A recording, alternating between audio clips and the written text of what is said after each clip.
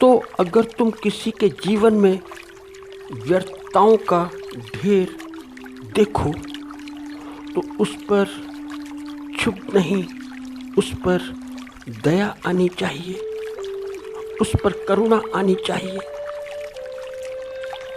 क्योंकि उसमें उस व्यक्ति का या उस स्त्री का उतना दोष नहीं है कि जितना उसके परिवेश का है, जितना कि उसके बचपन का है। क्योंकि बचपन तो बड़ा निरीह है, बड़ा निरीह, बड़ा मासूम।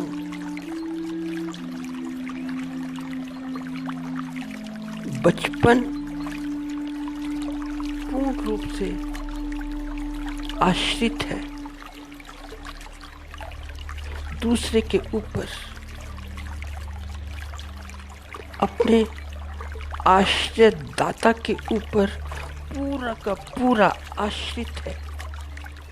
इसीलिए तो बचपन कोरा का कोरा है, कोरा कागज। जैसे कि कोई कोरी किताब, तो वहाँ पर कुछ भी लिखा जा सकता है, कोई भी लिख सकता है, कैसे भी लिख सकता है। और लिखेगा कौन?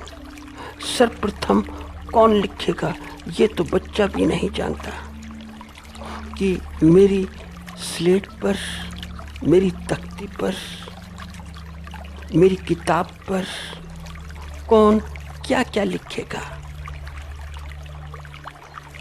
क्योंकि बच्चा तो पढ़ना लिखना जानता ही नहीं, उसे पढ़ाई लिखाई का क्या पता। मगर तुम तो बड़े पढ़े लिखे हो, बहुत पढ़े लिखे। तो जितने पढ़े लिखे लोग होते हैं वो शिशु की स्लेट पर सब लिख देते हैं। शिशु की पुस्तक जो कि कोरी की कोरी है, वहाँ पर सबके हस्ताक्षर मिलेंगे, सबके सिग्नेचर, पूरे परिवार के, पूरे मोहल्ले के, आस पड़ोस के, आजू बाजू के, विद्यालय के, स्कूल्स के, सारे। और ध्यान रखना कि कोरी स्लेट पर जो लिखा गया वो लिखा गया, जो लिख दिया लिखा गया। क्योंकि वो फिर मिटता नहीं, उसे मिटाने का कोई उपाय नहीं। और यदि बच्चा बड़ा होकर ये जान भी ले कि ये व्यर्थ की लिपि है और इसे मिटा देना चाहिए, तो भी वह चाहकर भी नहीं मिटा पाता। तो बड़ी बड़ी मुश्किल हो जाती है, क्योंकि जो लिख दिया गया है वो लिखा हुआ पत्थर की लकीर है, पूरी पत्थर की लकीर।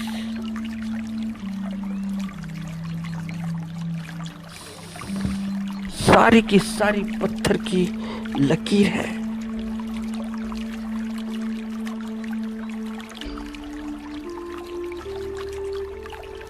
तो लिखावट फिर मिटती नहीं, फिर अमिट हो गई। लिपि दूसरों के द्वारा लिखी हुई हस्तलिपि वह छप गई। तो आदमी इतना पूरे जीवन भर नहीं सीखता कि जितना अपने बचपन में सीख लेता है। अपने बचपन के 5 साल तक सीख लेता है। 5 साल से थोड़ा आगे और बढ़ो तो 6-7 साल तक। और सब माँ बाप का बोलना ऐसा है कि हमने तो अपने बच्चों को बड़े बड़े संस्कार दिए हैं, बड़े गहरे संस्कार, सामाजिक संस्कार, धार्मिक, शैक्षणिक, सब दिए हैं।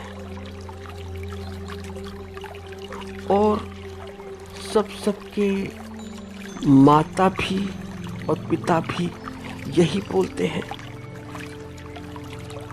तो ध्यान रखना कि माता भी यूं ही नहीं आ गई, कि कहीं से यूं ही प्रकट हो गई हो।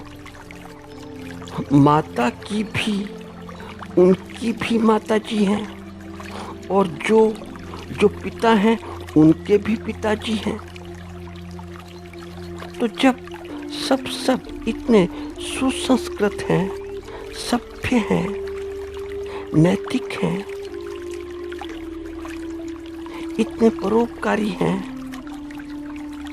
इतने आदर्शवादी हैं, तो फिर ये आदर्शवाद, ये परोपकार, ये दुनिया में भी दिखाई देना चाहिए। तो दुनिया भी ऐसी ही होनी चाहिए, बड़ी सभ्य, बड़ी अहिंसक। क्योंकि जब छोटी से छोटी इकाई इतनी सभ्य है, सारे बच्चे इतने सभ्य हैं, माँ बाप ने इतनी सभ्यता सिखाई है, तो उसका परिणाम तो दुनिया के ऊपर भी आना चाहिए। तो दुनिया भी उतनी ही सभ्यता से लबालब भरी होनी चाहिए। मगर ऐसा दिखाई तो नहीं देता, ऐसा कहीं दिखाई नहीं देता। तुम देखते हो कि जैसे गली मोहल्ले के झगड़े होते हैं, आस पड़ोस के झगड़े, आस पड़ोस की तू मैं होती है,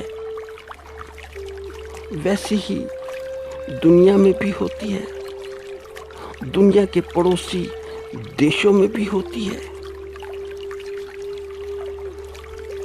जैसी हाथापाई, जैसा लड़ाई झगड़ा इन पड़ोसियों में होता है, आस पड़ोसियों में, वैसा ही पड़ोसी देशों के बीच भी होता है। बस यहाँ तो हाथापाई हुई, मगर जो पड़ोसी देश हैं उनके बीच में जंग हो गई। तो देखते हो कि माँ बाप बड़े जुमले बोलते हैं, जुमले भी बोलते रहते हैं, और जुमलों के विपरीत ठीक काम भी करते रहते हैं। उनका काम बिल्कुल जुमलों के विपरीत होता है। ऐसे ही कि जैसे कोई रेस्टोरेंट हो, वहाँ पर बोर्ड लगा हो कि शुद्ध शाकाहारी, प्योर वेजिटेरियन, शुद्ध शाकाहारी भोजनालय, मगर अंदर जाकर बैठो तो ठीक विपरीत, सारा का सारा मांसाहार, तो चिकन और मटन। तो ये तो ऐसा हुआ कि चिकन मटन भी खाते रहो और लोगों को बोर्ड भी दिखाते रहो कि शुद्ध शाकाहारी, प्योर वेजिटेरियन। तो जुमले भी ऐसे, बड़े ऐसे जुमले कि बात बात पर तकिया कलाम कि हमें तो झूठ बोलने की आदत बिल्कुल भी नहीं, और क्योंकि हमें झूठ बोलने की आदत नहीं तो हमारे बच्चों को भी नहीं, क्योंकि हम बोलते ही नहीं झूठ, झूठ से हमारा कोई संबंध नहीं। तो बच्चे भी नहीं सीखे, क्योंकि हमने ही झूठ नहीं बोला। और बच्चों के सामने तुम सुबह से लेकर शाम तक झूठ पर झूठ बोलते हो, आपस में ही बोलते हो। मियाँ बीवी ही बोलते हो। तो बच्चे अपने मम्मी पापा को सुनते हैं कि हर जगह झूठ, फोन पर झूठ, काम पर झूठ, झूठ पर झूठ। तो कहीं से फोन तुम्हारे लिए आया तो बच्चे से ही कहलवा दिया कि बोल दो मैं नहीं हूं।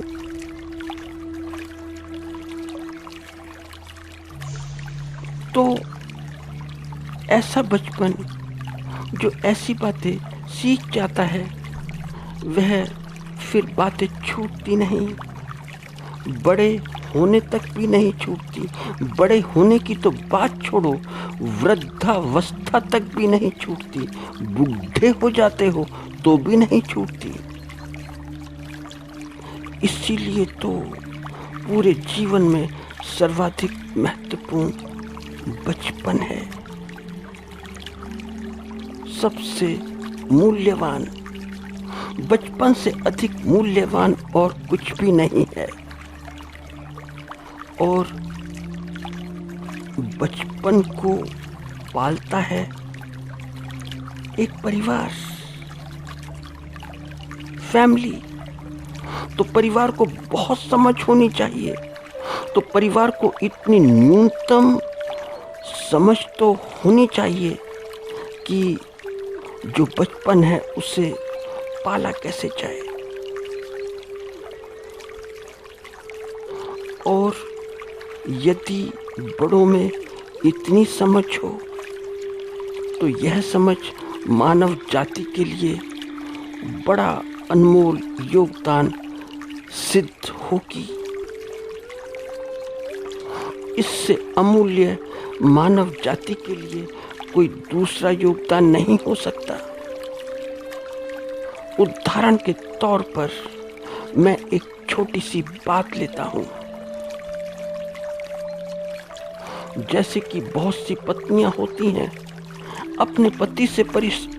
वो अपने पति से परेशान हैं कि बात बात पर रोने की आदत।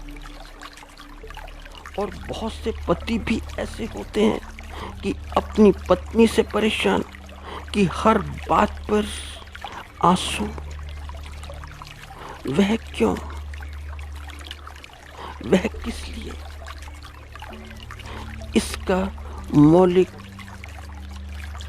कारण, रीजन बचपन है। क्योंकि बचपन में ही सीख लिया गया है। जैसे कि लें, बहुत सी स्त्रियां ऐसी होती हैं जो माँ बन तो जाती हैं, मगर माँ होना बड़ी प्राकृतिक बात है। और शिशु को पालना यह माँ के ऊपर निर्भर है कि वह शिशु का कैसे ध्यान रखती है। माँ होना कोई इतनी बड़ी बात नहीं, पिता होना कोई इतनी बड़ी बात नहीं, यह तो बड़ी प्राकृतिक बात है। मगर शिशु का पालन पोषण यह बहुत बड़ी बात है। क्योंकि बहुत सी स्त्रियां बड़ी बातूनी होती हैं, उन्हें अपनी बातों में ध्यान ही नहीं रहता कि मेरा शिशु क्या चाहता है, क्या मांगता है, उसकी क्या डिमांड है। या ऐसा भी हो सकता है कि बहुत सी महिलाएं बड़ी बिजी हों, जॉब क्लास हों, जो भी हो, मगर ध्यान शिशु पर नहीं है कि शिशु कैसा है, शिशु भूखा है या प्यासा है। अब शिशु भी नहीं जानता, शिशु को भी ये नहीं मालूम कि माँ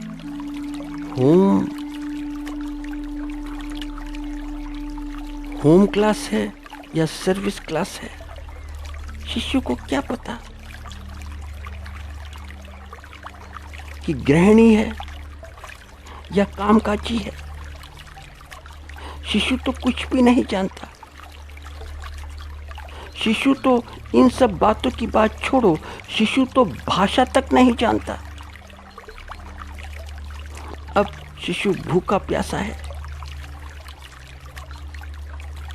भूख है, प्यास है, और भूख प्यास भी ऐसी कि उसे सिर्फ दूध पीना है, कोई भोजन नहीं करना। तो क्या करे? तो शिशु और कोई भाषा तो जानता नहीं, तो उसे या तो रोना आता है या हंसना आता है। दो ही बातें आती हैं, तीसरी कोई बात शिशु नहीं जानता। तो क्या करेगा शिशु? तो रोएगा, जोर जोर से रोएगा, और जब जोर जोर से रोएगा तो रोने की आवाज सुनने के बाद ही जो भी माँ होगी शिशु के पास आएगी, फिर दूध पिलाएगी। पहले रोने की आवाज सुनेगी, फिर उसके बाद दूध। और ध्यान रखना कि जहां 5-10 बार ऐसा हुआ नहीं कि शिशु सीख गया। शिशु ने पहली शिक्षा ले ली, और जो पहली शिक्षा ली वो अपनी ही माँ से ली, और जिसने पहली शिक्षा दी वो भी उसकी माँ ने दी। तो उसकी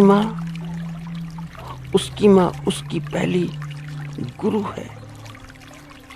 तो माँ को ऐसे ही प्रथम गुरु नहीं कहा जाता, और प्रथम गुरु ने जो अपने शिशु को शिक्षा दी है, बड़ी बड़ी उस शिशु के लिए महंगी पड़ेगी आगे जाकर। हालांकि इस बात को ध्यान रखना कि माँ ने ऐसी शिक्षा जान के नहीं दी, अनजाने में दी, भूल से दे दी। मगर शिशु ने, चाहे तुमने जानकर दी हो या भूल से दी हो, मगर शिशु को तो मिल ही गई, क्योंकि उसके सबकॉन्शियस माइंड में यह शिक्षा बैठ ही गई।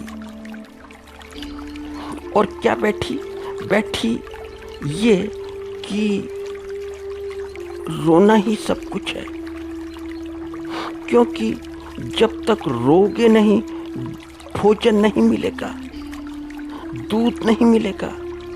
तो दूध के मिलने का एक ही उपाय है कि पहले रोने से पेट भरता है। तो अभी तो शिशु है तो शरीर का लेवल है, शरीर के तल का मामला है। मगर ये प्राथमिक शिक्षा शिशु के लिए जीवन भर के लिए हो गई। अब बाद में शिशु बड़ा भी होगा, युवा भी होगा, अधेड़ भी होगा, वृद्ध भी होगा, मगर इस प्राथमिक शिक्षा को भूल नहीं पाएगा।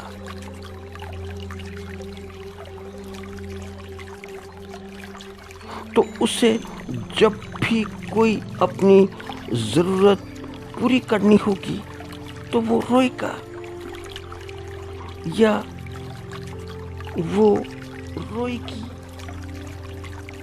तो पति से बात मनवानी हो तो पत्नी रोने लगती है, बच्चों से मनवानी हो तो फिर कि पेट में रखा तुम्हें और तुम ऐसे, तो रोना है। और पति भी ऐसा है कि पत्नी से कोई बात मनवानी हो तो फिर भाषा रोने जैसी होनी चाहिए। भाषा में रुदन होना चाहिए। भाषा में रोने की शैली होनी चाहिए, रोने की शब्दावली होनी चाहिए, पूरा क्रंदन होना चाहिए, बड़ा बहुत बहुत क्रंदन। तो अब इस महिला को या युवा को, कोई भी हो, चाहे महलों में बैठा तो, जहां मर्जी बैठा तो, चाहे इन्हें 56 प्रकार के व्यंजन दो, सारी सुख सुविधाएं दो, वैभव दो, ऐशो आराम दो, मगर इनके रोने की आदत जा नहीं सकेगी। और क्यों नहीं जा सकेगी? क्योंकि बचपन की आदत है। तो ऐसी बहुत सी आदतें हैं कि जिससे बच्चे का बचपन विकृत हो जाता है, सब विकृत हो जाता है। तो इस विषय में बड़े गहन सोच की आवश्यकता है। तो इस विषय में सबको विचार करना चाहिए।